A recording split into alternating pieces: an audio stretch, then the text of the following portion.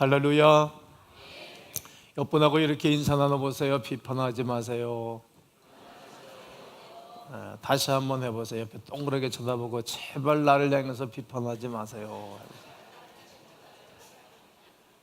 한 번 더 해보세요. 정말 부탁인데 제 비판 좀 하지 말아요. 한번 해보세요.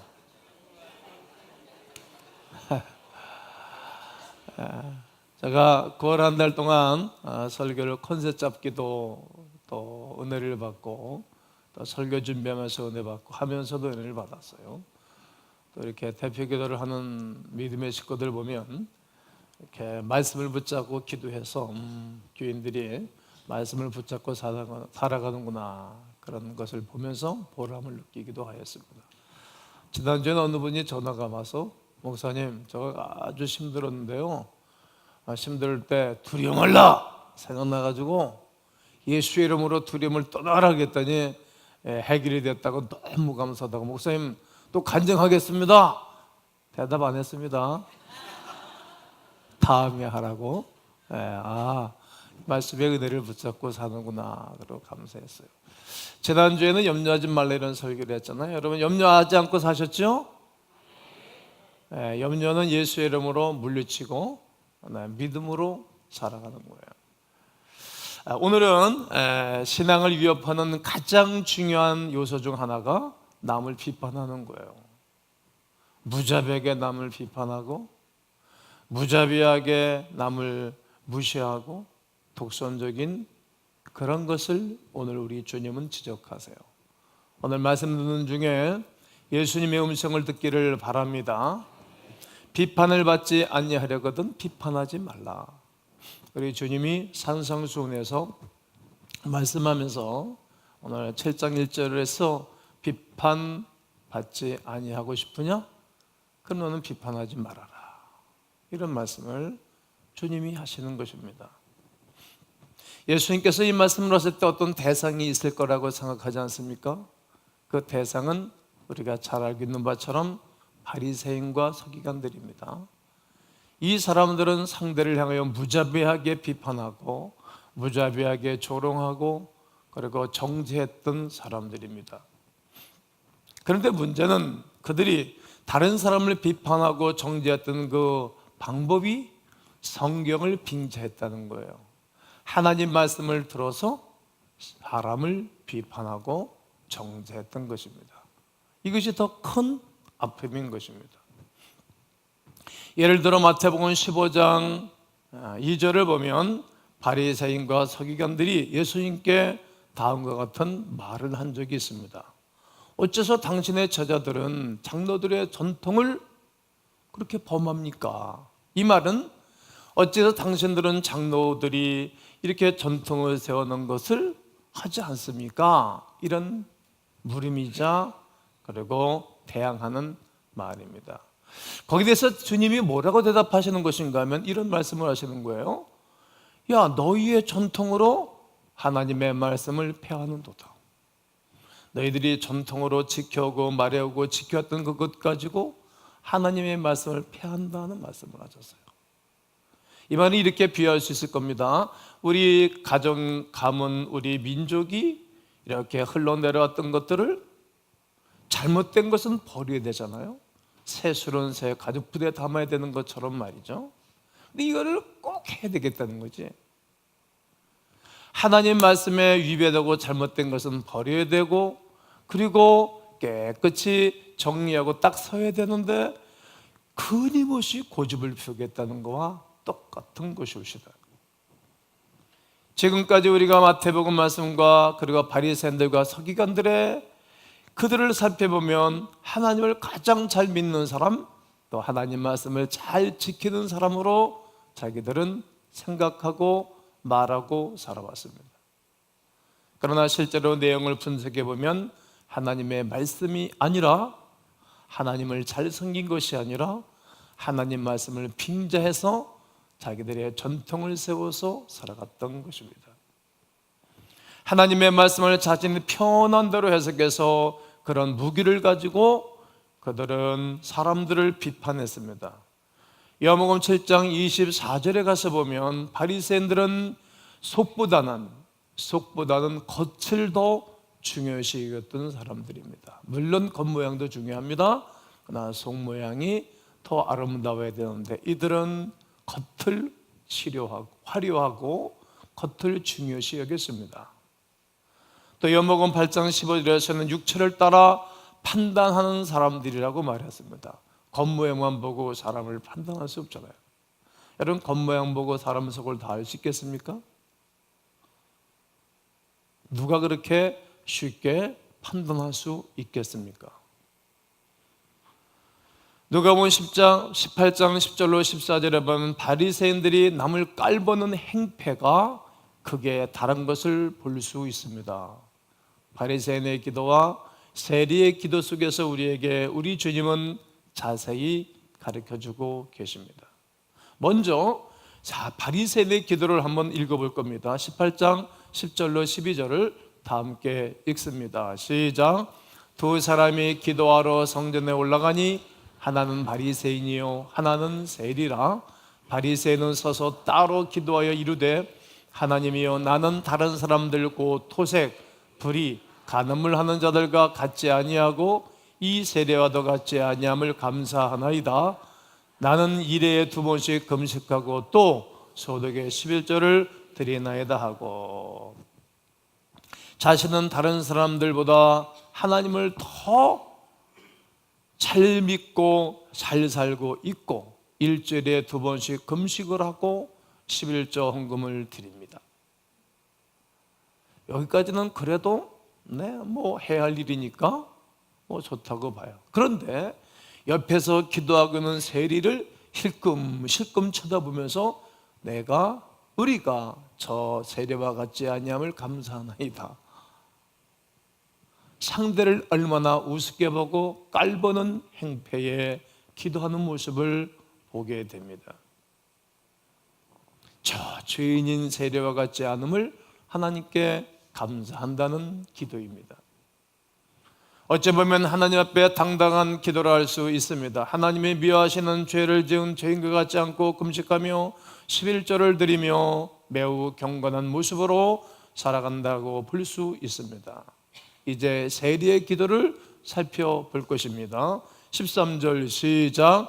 세리는 멀리 서서 감히 눈을 들어 하늘을 쳐다보지도 못하고 다만 가슴을 치며 이르되 하나님이여 불쌍히 여기소서 나는 죄인으로 서이다 하였나이다.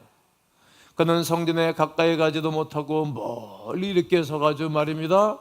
하늘 향하여 눈을 들지도 못하고 손도 들지 못하고 땅만 바라보고 엎드려서 그는 가슴을 치면서 기도하는 것입니다.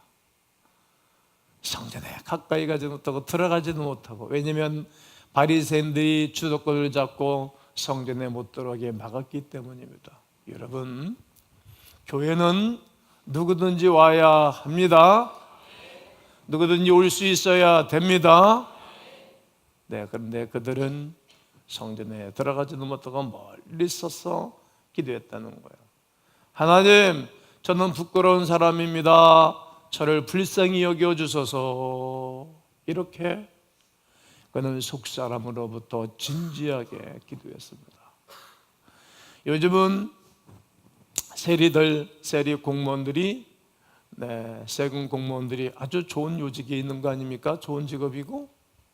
그런데 이때는 로마의 정부로 하여금 권력 안에 이들은 징벌을 냈던 사람이에요. 만약에 세금이 100만 원 나왔으면 150만 원으로 서류를 다시 작성해서 150만 원을 걷어들이고 자기들이 한 20만 원 이렇게 포획을 하고 또 한 30만 원은 주변 사람들 위해 상관들에게 상납금을 냈어요. 그러니까 하면서도 불편하고 얼마나 원망이 많았겠어요. 자기가 한 일을 너무 잘 알아. 이 조직이라는 게 그렇잖아요. 야, 이게 내가 잘못 가고 있는 거다. 이렇게 하면 안 된다. 그런데 조직이라는 것이 어쩔 수 없이 자기를 몰아넣고 가게 한다고. 이게 조직에 들어간다는 게 어려운 거예요. 정치인들도 이거 이렇게 하면 안 된다. 그러면서 당의 지령이라고 할까, 당의 당론이라고 할까, 그것 때문에 가는 거야. 이것 때문에 힘들어하는 사람들 많은지 몰라요. 김도일 교수 강의는 지금도 많은 사람들이 좋아하잖아요. 아하, 내가 왜 그 더러운 흙탕물에 발을 담갔는지 모르겠다고. 못 버티거든요. 어려운 거예요.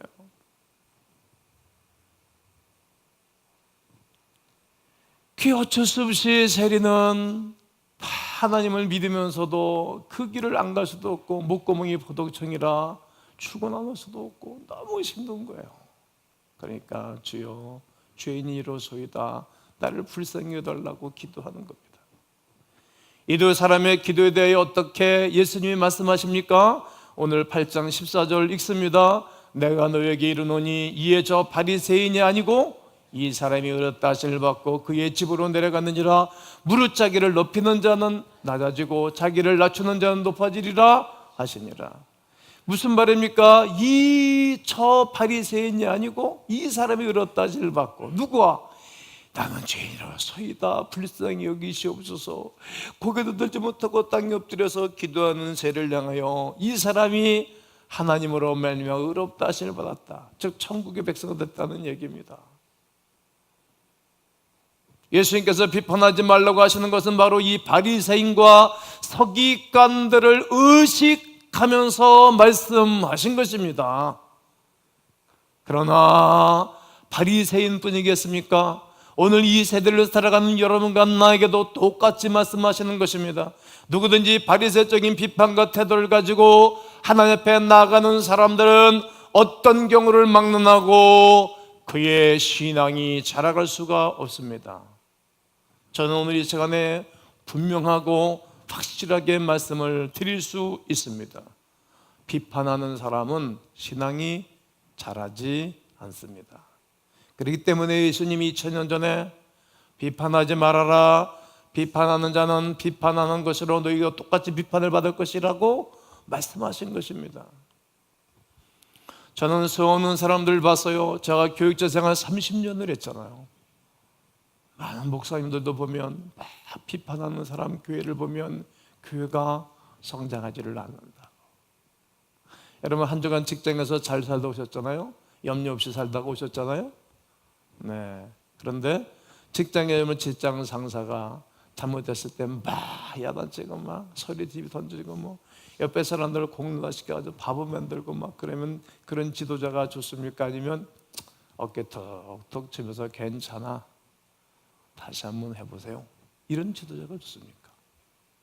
어떤 사람이 좋습니까? 여러분 어린 시절부터 다 컸잖아요. 여기는 이제 초등학생 중등생들은 다 자기들 방에서 예배를 드려서 오는데 뭐 다 대학생 이상들 뭐 청년 이상들 계신데 여러분 어머니나 아버지가 잘못했을 때 괜찮아 다시 한번 해봐 이런 아버지 어머니가 좋습니까? 아니면 그냥 직격탄을 날려가지고 현장에서 말하는 부모와 형제가 좋았습니까? 지나간 일들 한번 생각해 보시죠. 그리고 우리가 좋은 쪽을 선택해서 살아가야 될 것입니다. 정죄와 분노의식이 있는 사람은 절대 하나님 앞에 가까이 가지 못합니다. 왜냐하면 하나님은 그런 분이 아니시니까. 하나님은 거룩하시고 사랑과 가정이 하나님이시기 때문입니다.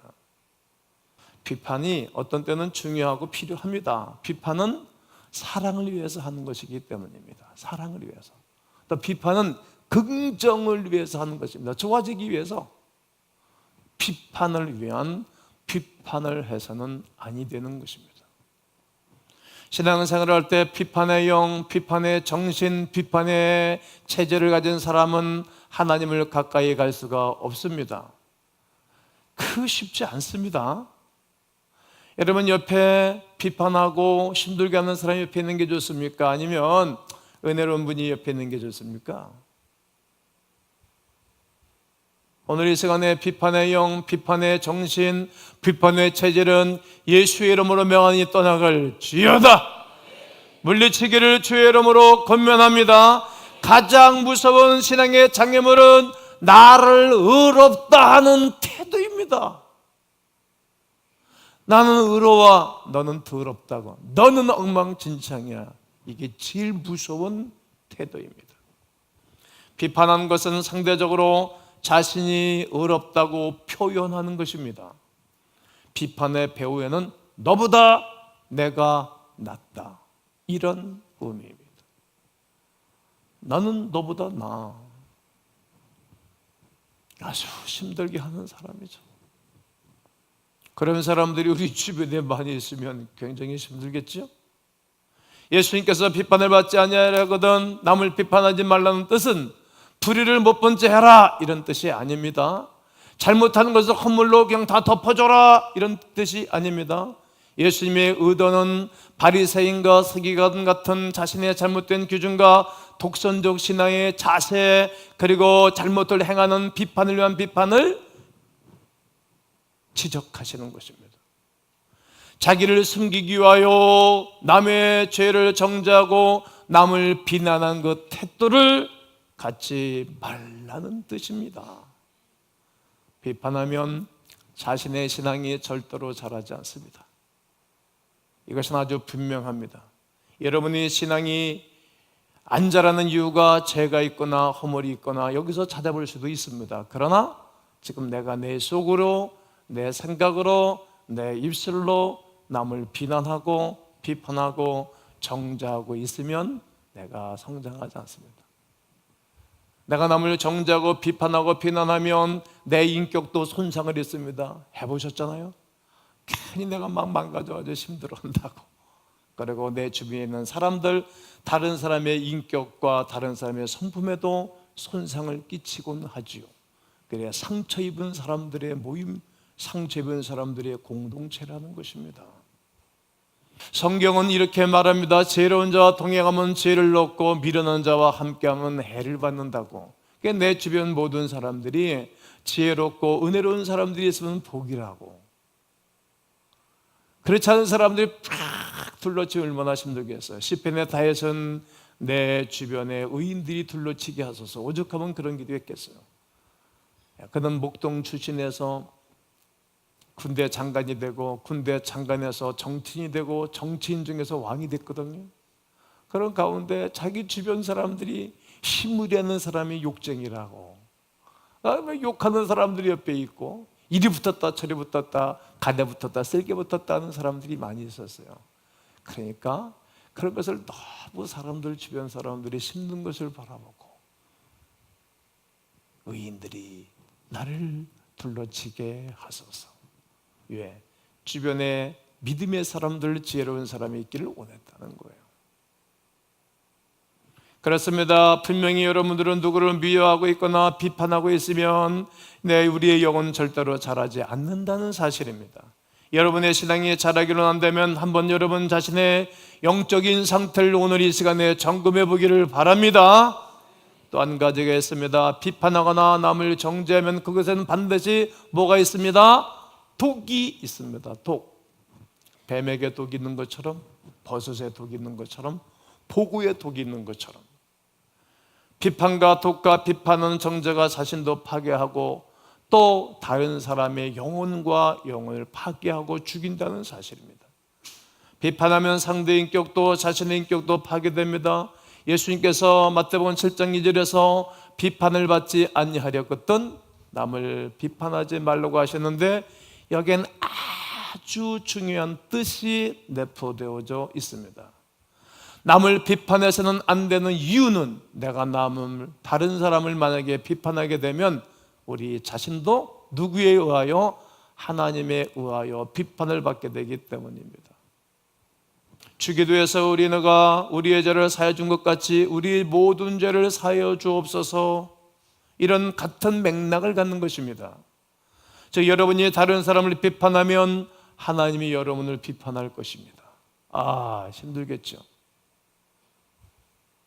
이런 것입니다. 만약에 여러분 오늘 대표교단 집사님이 다른 집사님을 만약에 비판한다 그러면 내가 그 모습을 보고 집사님을 비판한다는 거예요. 하나님이 비판한다는 거예요. 여러분, 하나님이 우리를 비판하면 살아남을 자가 누가 있겠어요? 하나님이 우리를 만약에 정죄한다면 그 앞에서 제대로 숨쉬고 살아갈 거룩한 의인이 어디 있겠습니까? 그러기에 비판하지 말아야 된다는 말씀인 것입니다. 우리들이 하는 비판은 완전하지 않습니다. 우리들이 하는 비판은 옳게 보여도 어딘가가 어수를 한 것입니다. 이유는 우리는 죄인이기 때문입니다. 구원을 받았지만, 은혜를 받았지만 또 실수하잖아요. 주여 우린 연약합니다. 주여 우린 넘어집니다. 이런 찬양을 제가 지난 주일 저녁에 불렀습니다. 우린 자주 넘어진다. 우린 자주 쓰러진다. 우린 연약하기 때문에. 구원을 받고 은혜를 받고 난 이후에도 우리는 자주 넘어지고 쓰러진다는 거예요. 그렇기 때문에 우리는 완전하지 않아요. 그래서 그 누구도 비판할 수 없다는 거예요. 비판하면 하나님이 나를 비판한다는 거예요. 그게 힘들어지는 거예요. 점점 어려워진다고요. 이유 모르게 점점 어려워지는 분들이 있잖아요. 이게 도대체 이해가 안 가는 거예요. 뭐 때문에 그러냐? 뭔가를 점검해야 돼. 하나님이 다 알고 계신 거예요. 하나님의 비판과 심판만이 완전하기 때문입니다. 왜냐하면 그분은 창조자이고 전능하신 분이기 때문입니다. 우리는 그의 만드신 피조물이기 때문입니다. 그러나 사람이 하는 비판은 비록 선하고 의로운 사람이라 할지라도 그 사람 자체가 불완전하고 죄인이기 때문에 그 비판, 정죄, 심판은 부분적으로 옳을는지 모르지만 다 항상 틀릴 수 있다는 겁니다. 불완전한 사람이 한 비판은 반드시 완전하신 하나님으로부터 비판을 받게 되는 것입니다. 이번에 삼성 갤럭시 7입니까? 이게 망가졌잖아요. 잘못했잖아요. 배터리가. 이야, 그 전 세계 굴제 기업이 그게 망가진 거예요. 그것 때문에 막 몇 조가 손해난다 그러잖아요. 이야, 난 그거 보고 거기에 대한민국에 똑똑한 사람들 다 가 있다고. 전자공학도, 기계공학도 막 다 가 있다고. 전 세계 7 엘리트들 다 모아갔잖아요. 그런데 거기서 실수를 해가지고 전 세계에 이 진영도가, 기술도가 뚝 떨어지잖아요. 일부러 사람들이 배터리 잘못된 것이라고 쇼를 해가지고 손해배상 치르기도 하고 그렇지 않습니까? 그걸 보면서 뭘 깨달았습니까? 인간은 완전하지 않다. 막 폭스바겐 세계적인 자동차 조작 때문에 막 대한민국에 지금 아우디 타고 폭스바겐 차 타는 사람들 차가 안 팔린다 그러대. 요즘 현대차 EQ입니까? SQ입니까? 우리 SQ 다음 주 주일 저녁에 우리 특강을 하거든요. EQ 자동차 하자옷이 지금 잘 나고 있잖아요. 또 언제 EQ 자동차가 이 제네시스가 혈압에 생길는지 모르는 거예요. 왜? 인간은 완전하지 않다는 거예요. 이처럼 우리는 완전하지 않아요. 완전하신 하나님만, 그분만 공의로운 거예요. 불완전한 사람이 한 비판은 반드시 완전하신 하나님으로부터 반드시 비판을 받게 될 것이기 때문에 우리가 남을 비판하지 말라는 것입니다. 하나님은 자체도 비판하기 싫어하는 거예요. 우리도 누가 비판하면 싫어하잖아요. 긍정을 위해서 사랑을 위해서 도와서 하는 것은 좋지만 그게 아니면 하나님은 자신도 싫어하는 거야. 사람들이 비판하면 하나님, 야, 넌 네가 뭔데 내가 그를 사랑하는데, 내가 그를 좋아하는데 네가 뭔데 그러니? 하나님이 싫어하는 거예요. 우리는 남을 비판하기 위하여 부름받은 사람이 아닙니다. 할렐루야. 여러분, 여러분과 제가 하나님께 부름받은 것이 남을 비판하기 위해서 부름받은 게 아니에요. 남을 정죄하기 위해서 부름받은 게 아니라고. 다른 사람을 무시하고 다른 사람의 잘못에 대해서 지적하라고 부름받은 것이 아닙니다. 제가 여러분들을 지적해 보실까요? 그러면 여러분, 제 앞에 있을 분이 누가 있겠어요?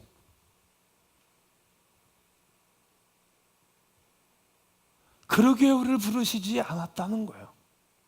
정의라는 이름으로 타인을 정죄하는 것도 여러분 조심하셔야 됩니다. 특별히 하나님의 이름으로 남을 비판하는 것, 정죄하는 것, 교회를 욕하는 것, 또 교회 목사를 비난하고 또 장로에 대해 비난하는 것도 고려해 봐야 됩니다.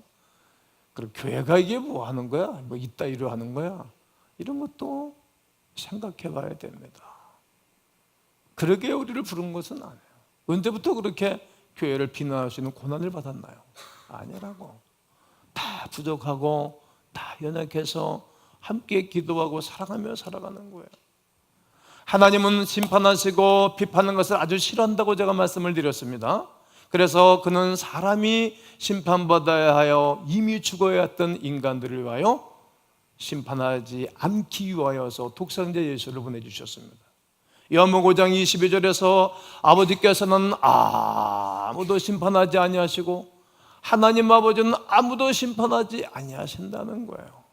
심판을 다 누구에게 맡기셨으니 아들 예수에게 맡겼다는 거예요. 하나님은 아무도 심판하지 않겠다는 거예요. 누구에게? 아들 예수에게 맡겼다는 거예요. 하나님의 마음은 심판과 비판이 아니라 따라해 보실까요? 사랑과 용서입니다. 그렇습니다. 이것이 아버지 하나님의 마음입니다. 자신이 비판을 하나님으로부터 받고 싶다면 남을 비판하는 이야기, 그게 나오게 될 거예요. 우리가 하나님께 심판받고 싶으면 다른 사람을 심판하는 것이에요. 우리가 하나님께 비판을 받고 싶으면 다른 사람을 비판하는 거예요. 그러고 싶었겠어요? 그러니까 주님이 비판하지 말라고 말씀하는 거예요. 또 예수님이 하지 말라는 뜻에는 남을 비판하면 비판받는 사람이 너를 똑같이 비판할 거다. 너희가 비판한 그 비판으로 너희가 비판을 받을 것이요 너희가 헤아리는 그 헤아림으로 너희가 똑같이 헤아림을 받을 것이라는 말입니다. 인생은 부메랑인 거예요. 부메랑 탁 던지면 또 탁 잡잖아요. 전 세계에서 부메랑 잘 던지는 사람이 얼마 전에 텔레비전에 나와서 그 사람은 기가 막히대. 막 버스 이쪽 문 열고 저쪽 문 열고 탁 던지면 이쪽 문을 통과해가지고 축축축 해가지고 쫙 들어오는 전 세계 제일 잘 다니는 사람이에요. 인생은 부메랑이에요. 내가 누구를 비판하면 그 상대방이 또 나를 비판할 거예요. 소림사 대림사 애기 하나 살려놓고 간신히 길러냈는데 어려서부터 원수가 껴서 길러놨더니 또 일어나서 또 징벌하고 또 그쪽에 한 사람이 나도 또 징벌하고 다 피차 물고 뜯고 죽는 거라는 거예요. 로마서 2장 1절에 그러므로 남을 판단하는 사람아 누구를 막론하고 네가 핑계하지 못할 것은 남을 판단하는 것으로 네가 너를 정죄한다. 남을 판단하는 건 네가 정죄를 받는 거다. 판단은 네가 같은 일을 행함이라고 말합니다. 이 얼마나 부끄러운 일입니까? 이 말씀은 결코 남보다 내가 낫지 못하다는 말입니다. 결국 자신 안에 비판받을 요소가 없는 사람은 결코 타인을 정죄하거나 비판하지 않습니다. 그 비판과 정죄할 생각이 아예 없습니다. 그러나 다른 사람을 정죄하고 비판하는 자기 속에 그 다른 사람을 정죄하고 심판이 꽉 차 있는 거예요. 그러니까 생각만 해도 말만 열어 입만 열면 딱 계속 터나오는 거예요. 안에 아무것도 없으면 안 나온다고. 남을 비판하는 사람일수록 그 안에 허점이 많은 사람, 지저분한 것이 많은 사람이라는 거예요. 그래서 우리 주님은 너희의 헤아림으로 너희가 헤아림을 도로 받을 것이라고 말씀하시는 것입니다. 여러분은 다른 사람을 남을 격려하는 사람입니까? 아니면 정죄하는 사람입니까? 예수님은 어떠셨습니까? 꺼져가는 등불도 끄지 않냐고 상한 갈도 꺾어버리지 않는 거예요. 사람이 갈대가 꺾어졌을 때 보기가 좋은 건데 꺾어졌어요. 인생이 꺾어졌어요. 심이 들어요. 정말 별볼일 없어. 죄를 짓고 부끄러워하는 사람 꺾지 않는다는 거예요. 그게 하나님의 마음이에요. 예수님의 마음입니다. 죄인과 세리와 창녀들과 버려진 사람들을 위로하고 축복하는 일을 주님이 하셨어요. 그 일을 우리가 할 일이지 그들을 망가뜨리기 위하여 우리가 존재하는 사람이 아니라는 것입니다. 그분이 바로 예수 그리스도이셨습니다. 주님을 사랑하시는 여러분, 비판해서 사람이 변하지 않습니다. 저는 교회에서 30년 목회를 했거든요. 그 이전에 청년 때부터 교회 생활을 하면서 훌륭한 목사님은 그냥 끌어안고 기도하고 은혜 받게 하고 변하게 하는 목사님이지 지적하는 목사님은 목회를 못하더라고요. 여자가 잘 안 하잖아요.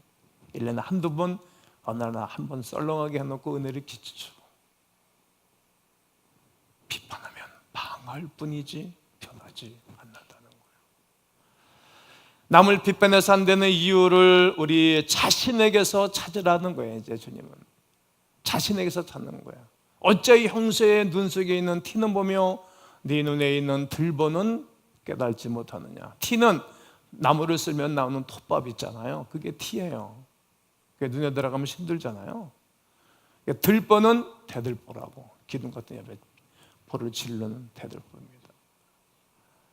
사람은 자신을 정직하게 보기가 두려웁니다. 여러분 스스로가 정직하다고 여러분 말할 수 있겠어요? 그럼 두렵지. 자기 자신의 안에서 정직을 찾기란 많은 사람들이 두려워한다고. 속사람을 보면 아마 우리도 자기 자신을 살펴보면 추하고 유치하고 오만하고 거드름 피는 그러한 내 속을 발견할 수 있게 될 겁니다. 교활하고 뻔뻔하고 추하고. 남은 이 시간에 예배를 통해서 추함과 뻔뻔함과 거짓과 약함이 예수의 이름으로 사라지기를 주의 이름으로 선포합니다. 교활함, 뻔뻔한 간사람이 사라지기를 주의 이름으로 승리하기를 바랍니다. 그러기 위해서는 과연 나는 정직한가? 과연 나는 용기가 있는가?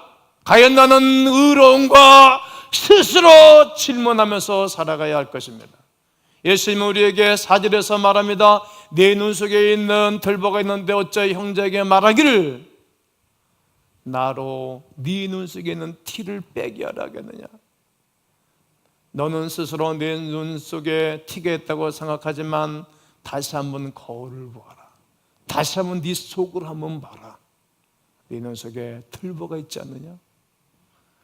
도대체 다른 것이 들어와 있을 틈도 없는 극다란 들보가 있어서 너를 괴롭히고 있지 않느냐. 주님이 그것을 말하는 거예요. 그러면서 예수님은 5절에서 결론을 내리겠습니다. 외식하는 자야, 외식하면 안 된다는 거야. 먼저 네 속에 있는 들보를 빼어라. 먼저 할 일이 내 속에 있는 들보를 빼는 거예요. 먼저 할 일이 우리 원죄가 흐르는 죄부터 빼내는 거예요.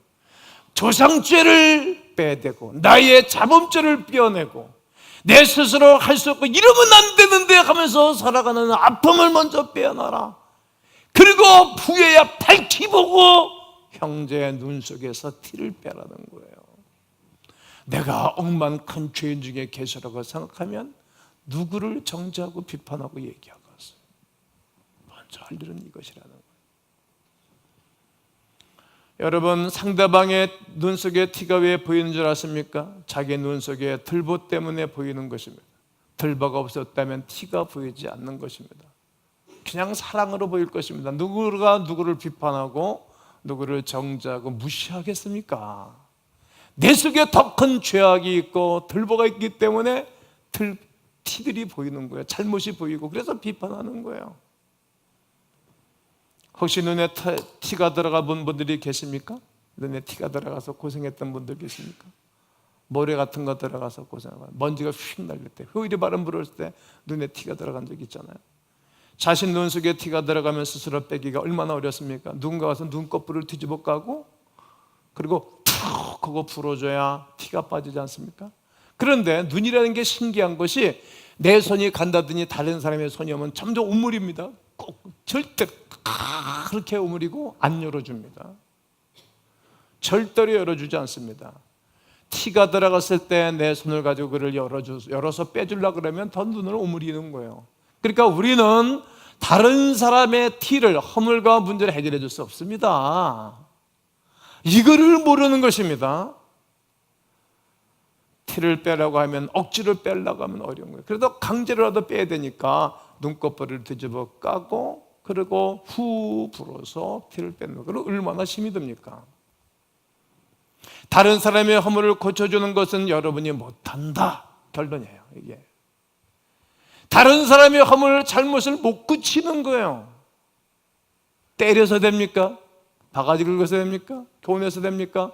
어느덧 사람이 인지는 하지만 근본적으로 못 변하는 거예요. 여러분 버릇부터 고쳐야 됩니다. 여러분 버릇부터. 내 속에 들보가 있는 것부터 빼내야 됩니다. 누구든지 버릇 못 고칩니다. 당신 버릇이 있기 때문입니다. 예수님은 우리에게 이렇게 말씀하십니다. 네가 상대방의 티를 빼려고 하지 말아라. 네 눈 속에는 들부터 빼라. 근데 어떻게 빼집니까? 절대로 변하지가 않아요. 예수 그리스도의 은혜로만이 우리는 속에는 들보가 빼어지는 것입니다. 그런 내 변한 모습을 바라보고 내가 들보가 빼어지고 조상적부터 그리고 원죄로부터 흘러내리고 내가 취했던 모든 죄악들이 빠져나가고 난 다음에 내 모습을 바라보고 티를 가지고 있는 이들이 바라보고 감동을 받는 거예요. 우리가 가끔 간증을 하면 성도들이 숙연히 울잖아요. 그렇게 변절되고 제대로 신앙생활 안 하는데 그냥 순장이 그냥 붙잡아 늘어지고 곤면에서 새벽 예배에 나오게 하고 은혜 받고 알파다 그러고 하면 얼마나 좋습니까? 그 안 한다고 삐질대는 거 은혜 받고 난 뒤에 변한 모습 훌쩍훌쩍 우는 모습을 바라보고 이 사람이 감동을 받고 눈물을 같이 흘리다가 티가 쑥 빠져나간다고. 그게 내 주변에 있는 사람들이 은혜가 있는 사람들이 이게 좋은 거예요. 소그룹에도 은혜 받은 사람이 있어야 되는 거예요. 사람은 순장이 제대로 못하면 옆에 사람 다 죽인다고. 그 순장 모습 바라보고 순원들이 감동을 받아야 되는 거거든. 막 감격하고 목사의 모습을 바라보고 성도들이 감격하고 감동하고 울다가 눈에 있는 티가 쑥쑥 빠져나가는 거. 회개란 성령이 있어야 회개하지 사람의 정의로는 할 수 없습니다. 그냥 사람이 오면 무서워 움츠릴 뿐입니다. 절대로 불가능합니다. 회개란 하나님의 성령이 임할 때만 가능한 줄로 믿습니다. 그러므로 여러분 다른 사람의 피를 빼려고 팔고도 붙이지 마십시오. 이거 정말 어려운 것입니다. 나 자신 속에 있는 들보를 자꾸 제거하려고 애를 써야 되는 겁니다. 내가 자꾸만 변하면 내 모습 바로 아이들이 변하는 거거든. 우리는 내 속에 있는 들보는 빼내려고 아이들만 계속 잔소리하다. 바리새인과 서기관들, 종교 지도자들과 권력 있는 사람들에게 예수님은 절대로 아부하지 않으셨다는 사실입니다. 그 사람들의 죄를 날카롭게 예수님은 지적해 주셨습니다. 그러나 예수님은 죄에 대한 이야기는 하셨지만 독선적인 비판과 편견과 무자비한 그런 죄는 정죄하지 않으셨어요.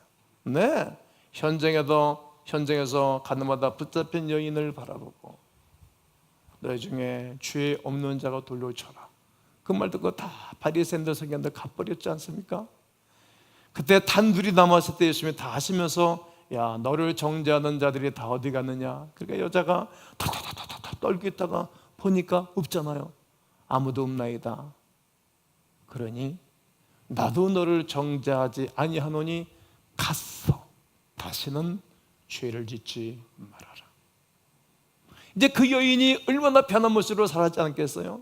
야, 저 여자 가늠하다 붙잡힌 여인 예수 만나더니 변했네.